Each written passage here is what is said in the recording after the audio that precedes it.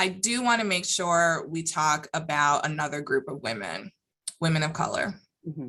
Yeah. And what your research has uncovered about how women of color are doing in the workplace. Yeah, so women of color are like the most underrepresented.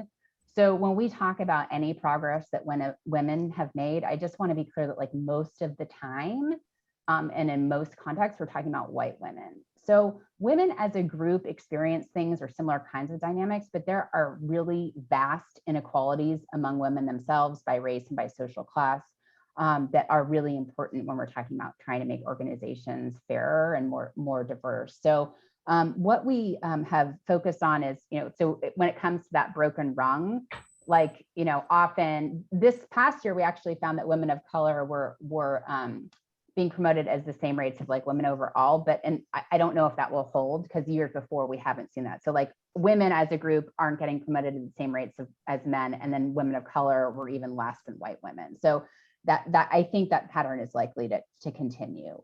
We also focus on microaggressions in the research in this report.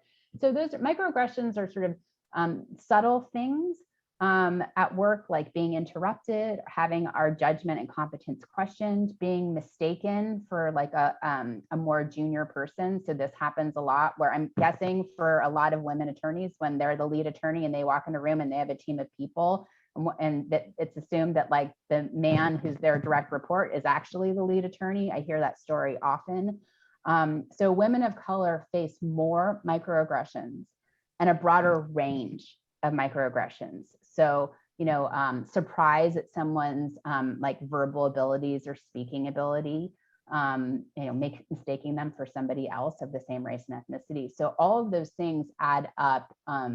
It's like, some of it is like, actually super egregious. Some of it is more subtle. And I often call it as like, death by 10,000 paper cuts. And just over your career, you're like constantly or regularly experiencing these things, and they just add up. And so women of color experience them more, LGBTQ plus women experience them more, women with disabilities experience them more.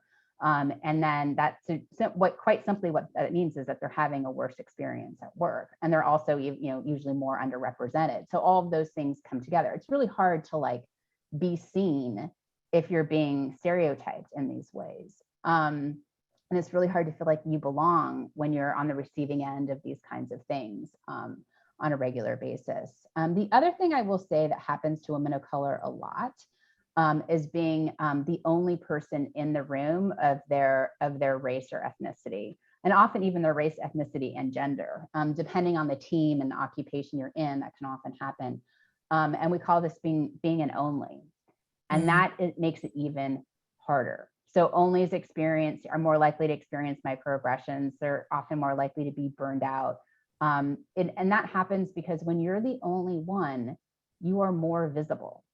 Right? There's more sort of attention on you, and often you become like the stand-in for your entire group, which for a lot of folks makes them feel like they have to be successful to represent their group. So, I mean, talk about higher standards and extra burden. It's like, if I have to like do well in this case so I can prove that, a Black woman can do it, I mean, that's even, there's a lot happening there that drains a person, mentally and spiritually, frankly. So, again, there's progress, but women make up only like women of color make up only like 4% of senior roles. And, they're 40% of the population. So we're really dealing with some really great disparities. And I just want to say that usually programs or efforts by companies that focus on women, they tend to really focus on white women. They're not really focusing on what we would call the intersectional nature of women's experiences. So for example, they might do an analysis that looks at like differences between men and women in promotion rates, but you really should be looking at differences by race and gender and to really understand, because these parts of our identities come together in particular ways, but the biases that women experience are very distinct and often different.